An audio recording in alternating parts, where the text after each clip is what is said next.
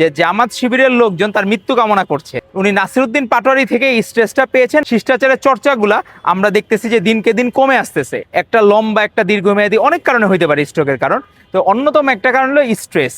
তো আমার মনে হয় যে এই স্ট্রেসটা হয়তোবা অধিকাংশ ক্ষেত্রে উনি নাসিরউদ্দিন পাটোয়ারি থেকে এই স্ট্রেসটা পেয়েছেন বা জামাতপন্থী লোকজনের কাছ থেকে পেয়েছেন। এবং গত দিন আমরা দেখলাম যে জামাত শিবিরের লোকজন তার মৃত্যু কামনা করছে। তো এগুলো আসলে খুবই দেখলাম যে তারা ফেসবুক স্ট্যাটাস দিয়ে তার মৃত্যু কামনা করছে। এগুলো আমাদেরকে মর্মাহত করে। কারণ একটা মানুষ সে যদি এস্টাবলিশড কোনো, যদি তার খারাপ কোনো দিক থাকে আপনি সেটা প্রমাণ করেন, আপনি যদি খারাপ দিকটা প্রমাণ না করতে পারেন তাহলে আপনি কেন তার এই মৃত্যু কামনা করা বা কেন তাকে নেগেটিভ কথা বলা, এগুলো খুব আসলে দুঃখজনক। আমরা কখনো ফ্যাসিস্ট লীগের আমলে লীগেরও আমাদের সর্বোচ্চ নেতা তারেক রহমান থেকে শুরু করে ম্যাডাম খালেদা জিয়া এত গুণী ভদ্র মহিলা ছিলেন, যিনি কোনো দিন স্বয়ং যে ফ্যাসিস্ট হাসিনা যে খালেদা জিয়াকে মারতে চেয়েছে তারও মৃত্যু কামনা করেন নাই খালেদা জিয়া, তারও মৃত্যু কামনা করেন নাই তারেক রহমান।